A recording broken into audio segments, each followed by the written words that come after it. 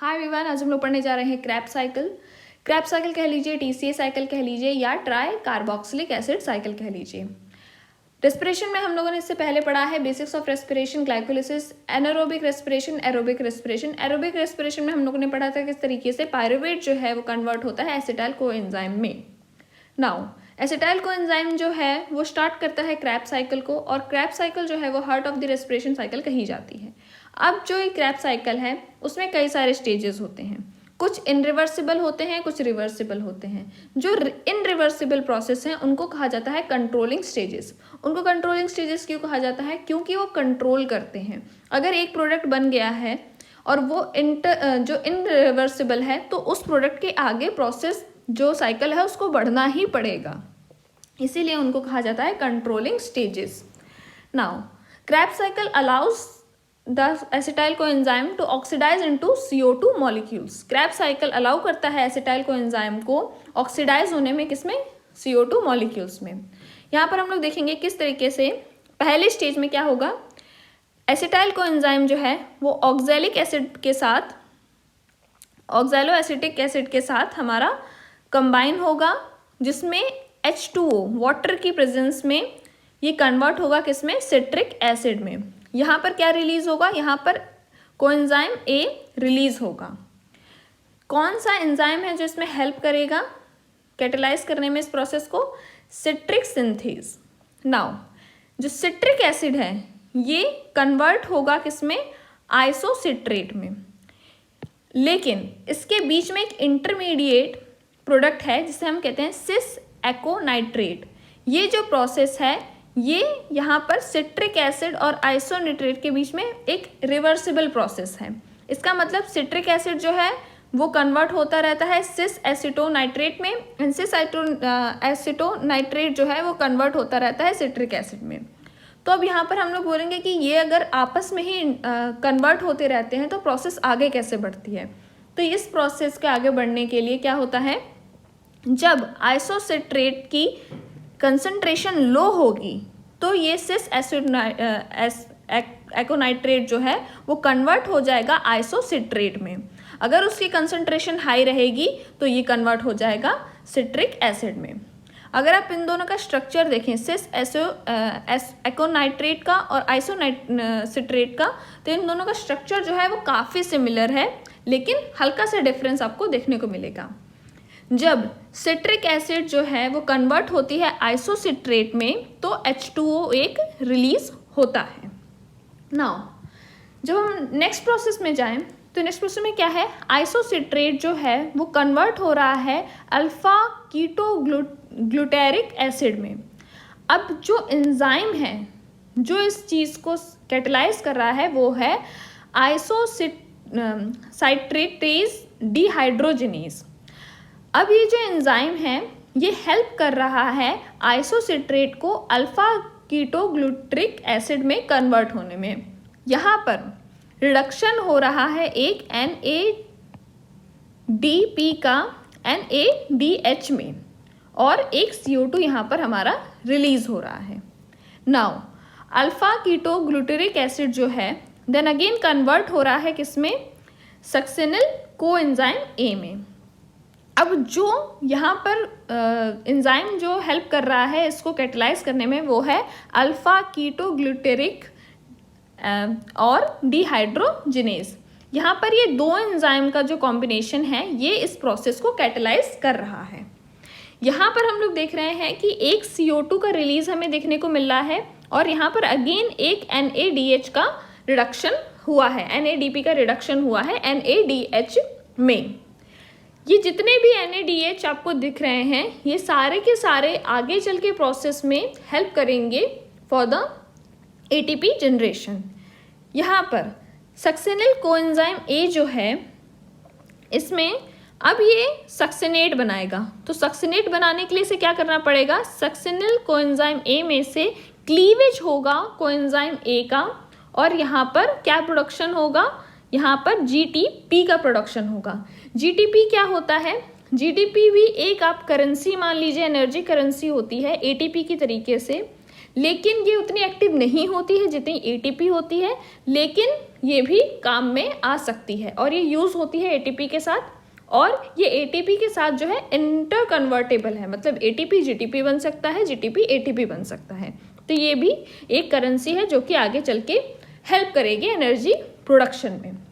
Then इसके बाद हम आ जाते हैं कि सक्सिनल कोएंजाइम को सक्सिनेट बनाने में किस एंजाइम ने हेल्प करी। तो जो एंजाइम हेल्प कर रहा है वो है सक्सिनेट थायोकाइनेज और सक्सिनेट कोएंजाइम ए सिंथेज। अब सिंथेज में कई बार लोग कंफ्यूज हो जाते हैं सिंथेज और सिंथेटेज में। जब भी आप देखिए सक्सिनेट कोएंजाइम सिंथेज है तो सिंथेज में आपको एटीपी की ज़रूरत नहीं है। जहाँ भी आप वर्ड सुनते हैं सिंथेज वहाँ पर एटीपी का ज़रूरत नहीं होता है। जहाँ भी आप सुनते हैं सिंथेटेज तो जहाँ पर टेज आपको सुनाई दिया वहाँ पर आपको एटीपी की ज़रूरत होती है। तो यहाँ पर जो एंजाइम लग रहा है वो है सक्सिनेट कोएंजाइम सिंथेज, यहाँ पर कोई भी एटीपी की ज़रूरत नहीं है। देन हम आ जाते हैं सक्सिनेट से फ्यूमेरेट में कन्वर्ट होने का। तो जब सक्सिनेट से फ्यूमेरेट में कन्वर्ट होगा तो यहाँ पर हमें रिडक्शन देखने को मिलेगा किसका, FADH2 का। FAD से रिडक्शन होगा FADH2 का। यहाँ पर जितने भी एंजाइम क्रैब साइकिल में हैं, all the enzyme required for this cycle are at mitochondrial matrix. But जितने भी एंजाइम हैं जो भी क्रैब साइकिल में लगते हैं वो सारे के सारे माइटोकॉन्ड्रियल मैट्रिक्स में मिलते हैं। बट एक जो एंजाइम है सक्सिनेट हाइड्रोजिनेज जो है वो एम्बेडेड होता है किसमें, इनर माइटोकॉन्ड्रियल मेम्ब्रेन में। इनर माइटोकॉन्ड्रियल में ये लगा होता है, एम्बेडेड होता है। सक्सिनेट से फ्यूमेरेट बनाने के लिए हमें जो एंजाइम की ज़रूरत होती है वो होता है सक्सिनेट डिहाइड्रोजिनेज में। इसके अलावा सक्सिनेट डिहाइड्रोजिनेज जो है वो एक और इम्पॉर्टेंट रोल प्ले करता है किसमें, ETase साइकिल में। ये क्या करता है, ये उसमें जब एम्बेडेड होता है मैट्रिक्स में तो ये हेल्प करता है FADH को मैट्रिक्स में भेजने के लिए और इससे ये और ATP जनरेट करता है, जो कि हम लोग आगे चल के ETase साइकिल में देखेंगे। लेकिन यहाँ पर ये ध्यान देखिएगा कि इस एंजाइम का डुअल रोल है। नाउ फ्यूमेरेट से हम लोग देखेंगे मैलिक एसिड में कन्वर्ट होना। अब इसके लिए हाइड्रोलिसिस, फ्यूमेरेट से मैलिक एसिड में जब कन्वर्ट होगा तो यहाँ पर हमें हाइड्रोलिसिस देखने को मिलेगा। हाइड्रोलिसिस में क्या होगा, C और C दो कार्बन के बीच में जो डबल बॉन्ड है वो ब्रेक होगा H2O की प्रेजेंस में, और उनके बीच में ये ब्रेक होगा और एक हाइड्रोजन बॉन्ड हमें देखने को मिलेगा। तो कुछ ऐसा यहाँ पर रिएक्शन हाइड्रोलिसिस में हमें देखने को मिलेगा। नाउ मैलिक एसिड जो है देन कन्वर्ट होगा ऑक्सैलिक एसिटिक एसिड में, जिसके लिए जो एंजाइम लगेगा वो है मैलिक डिहाइड्रोजिनेज, और हमें यहाँ पर एक और NAD का रिडक्शन देखने को मिलेगा NADH में। अब जो ये मैलिक एसिड है ये जो है ये कनेक्टिंग लिंक है बिटवीन द अदर प्रोसेसेस। यहाँ पर क्यों ऐसा मैंने कहा, क्योंकि जब ऑक्सैलिक एसिड जो है, ऑक्सैलिक एसिटिक एसिड जो है वो कई सारे और कामों में भी हमें देखने को मिलता है। जैसे कि ऑक्सैलिक एसिटिक एसिड से ग्लूकोज भी बनता है, जिस प्रोसेस को हम लोग कहते हैं ग्लूकोनियोजेनेसिस। ऑक्सैलिक एसिटिक एसिड से जब ग्लूकोज बनता है तो हम उसे कहते हैं ग्लूकोनियोजेनेसिस। तो अब आप इस पूरी प्रोसेस को समझ चुके हैं, एक बार सम अप कर देते हैं क्या क्या प्रोसेस है, कैसे कैसे प्रोसेस है। हम लोगों ने यहाँ देखा क्रैब साइकिल में एसिटिल कोएंजाइम OAA, इसको शॉर्ट फॉर्म कर लेते हैं बोलने में आसानी हो, OAA के साथ कंबाइन हुआ H2 की प्रेजेंस में, कोएंजाइम A यहाँ पर लिबरेट हुआ और सिट्रिक एसिड बना। सिट्रिक एसिड देन कन्वर्ट हुआ आइसोसिट्रेट में, आइसोसिट्रेट यहाँ पर देन कन्वर्ट हुआ अल्फा कीटोग्लूटेरिक एसिड में, CO2 रिलीज हुआ, NADH यहाँ पर रिड्यूस हुआ। इसके बाद अल्फा कीटोग्लूटेरिक एसिड जो है सक्सिनल कोएंजाइम A में कन्वर्ट हुआ, CO2 NADPH दोबारा से यहाँ पर हमें मिला। सक्सिनल कोएंजाइम जो है वो सक्सिनेट में कन्वर्ट हुआ, अब अगेन हमें GTP एन कोएंजाइम A यहाँ पर लिबरेट हुआ। सक्सिनेट जो है दोबारा से फ्यूमेरेट में कन्वर्ट हुआ और FADH यहाँ पर हमें मिला। फ्यूमेरेट जो है वो अगेन मैलिक एसिड में कन्वर्ट हुआ हाइड्रोलिसिस के प्रोसेस से, एंड यहाँ पर हमें कोई भी प्रोडक्ट यहाँ पर अगेन रिलीज नहीं हुआ। मैलिक एसिड जो है वो दोबारा से CoAA ऑक्सैलिक एसिटिक एसिड में कन्वर्ट हुआ और यहाँ पर ही अगेन से हमें OAA मिल गया। इसका मतलब यहाँ पर OAA यहाँ पर ना ही कंज्यूम हुआ है, कुछ भी नहीं हुआ है, बस ये अगेन यहाँ पर हमें मिल गया ताकि प्रोसेस चलती रहे। क्रैब साइकिल में थोड़ी सी कंफ्यूजिंग है, दोबारा देख लीजिए, 2 बार देख लीजिए, 3 बार देख लीजिए, लेकिन एंजाइम के साथ पढ़िए। अब ये कुछ चीज़ें हैं जो मैं आपको बताना चाहती हूँ क्रैब साइकिल को लेके। क्रैब साइकिल जब भी आप पढ़िए, जब भी आप UPSC के लिए खास तौर पे पढ़ रहे हैं तो थोड़ी सी कॉम्प्लेक्स पढ़िए, 12th वाली लेवल की मत पढ़िएगा प्लीज़। 12th वाले लेवल का नहीं यहाँ पर चलेगा काम, आपको थोड़ा सा कॉम्प्लेक्स पढ़ना पड़ेगा, जो कि मैंने इस वीडियो में बताया है कि यहाँ पर इंटरमीडिएट कौन है। यहाँ पर जैसे कि आप देख रहे हैं, यहाँ पर क्या चीज़ रिलीज़ हो रही है, क्या चीज़ बन रही है। यहाँ पर आप NADH को बोल देंगे रिलीज़ हो रहा है तो उतना अच्छा इम्पैक्ट नहीं पड़ेगा जिस हिसाब से आप कहेंगे कि NADH से हमारा रिड्यूस होके बन रहा है हमारा NADH, FAD से हमारा रिड्यूस होके बन रहा है FADH2। तो यहाँ पर आप थोड़ी लैंग्वेजेस का थोड़ा ध्यान रखिएगा। एंजाइम ज़रूर से पढ़िएगा। एंजाइम पे मैं इतना एम्फेसाइज क्यों कर रही हूँ, क्योंकि एक क्वेश्चन आया है जिसमें पूछा गया है explain the enzymes that are used in Krebs cycle. Krebs cycle में जितने भी एंजाइम यूज़ हुए हैं उनका नाम बताना है और उनका काम बताना है कि वो कहाँ पर हुए।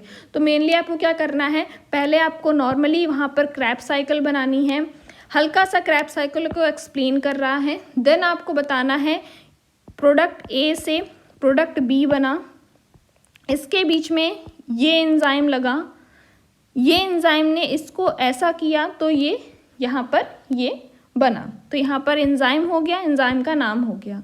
देन आप ये प्रोडक्ट 2 से प्रोडक्ट 3 बना, इसके लिए ये एंजाइम यूज़ हुआ, इसका ये काम था। तो यहाँ पर आपको इस तरीके से एक्सप्लेन क्रैब साइकिल को ही करना है, लेकिन फोकस में किसको रखना है, फोकस में एंजाइम को रखना है।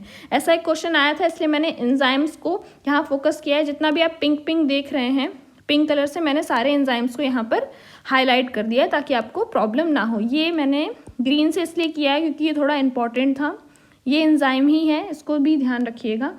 ये सारे पिंक वाले एंड ये एक ग्रीन वाला, ये आपके एंजाइम है, इनको लिख लीजिएगा, इनको याद कर लीजिएगा क्रैब साइकिल के साथ ही। इसके अलावा मेरे को कुछ बातें कहनी थी कि क्रैब साइकिल क्या है। क्रैब साइकिल एक क्लोज साइकिल नहीं है। मैं इस लैंग्वेज का क्यों इस्तेमाल कर रही हूँ, क्योंकि कई बार थोड़ी सी डिफ़िकल्ट लैंग्वेजेस वो पूछ लेते हैं कि क्या क्रैब साइकिल एक क्लोज साइकिल है।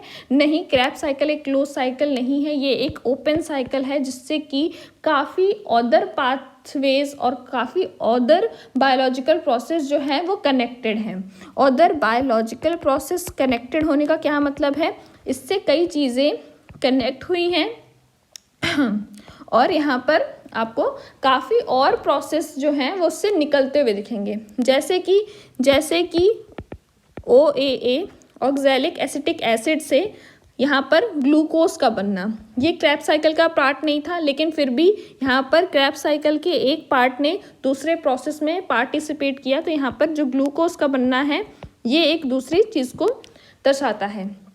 अगेन जो यहाँ पर पायरुवेट है, जो पायरुवेट है वो हमने पढ़ा है कि किससे आया है, किससे हमें मिला है, ये हमें मिला है ग्लूकोज से।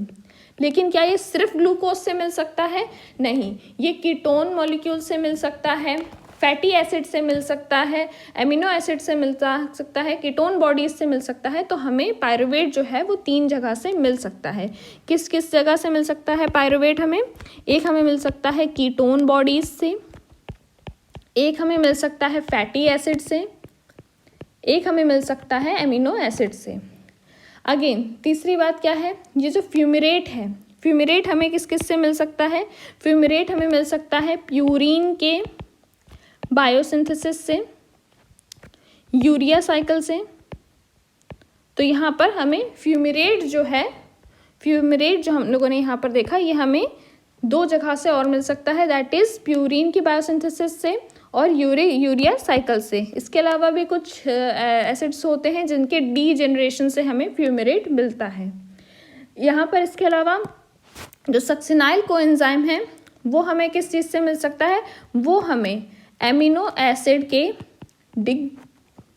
डिग्रेडेशन से मिल सकता है ऑफ ऑड और branched chain fatty acid oxidation.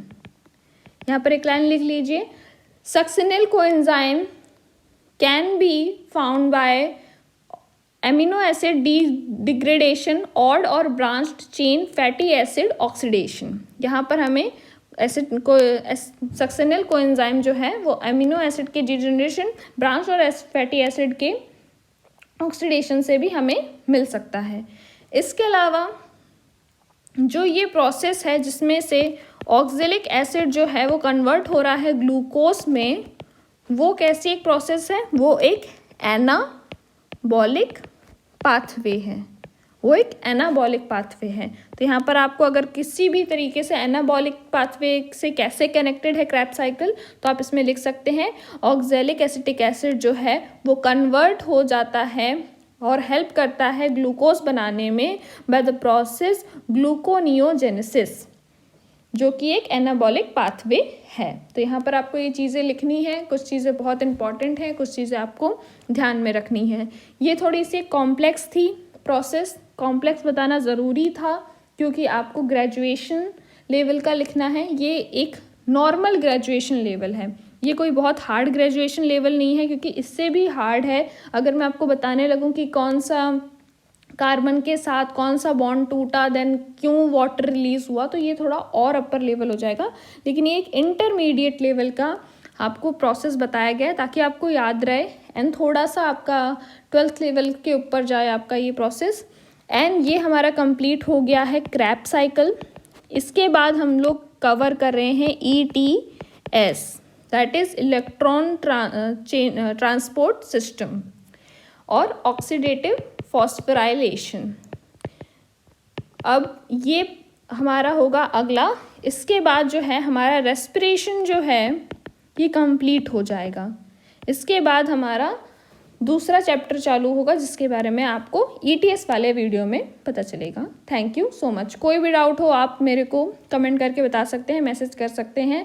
I am so sorry, बहुत दिनों से मैं वीडियो नहीं डाल पा रही थी क्योंकि कुछ एग्जामिनेशंस आ गए थे, कुछ इंटरव्यू आ गए थे, देन मेरी थोड़ी तबीयत ख़राब हो गई थी। सो आई एम रियली सॉरी कि आप लोग को इतना वेट करना पड़ा। एंड अब से वीडियो रेगुलर आएंगी।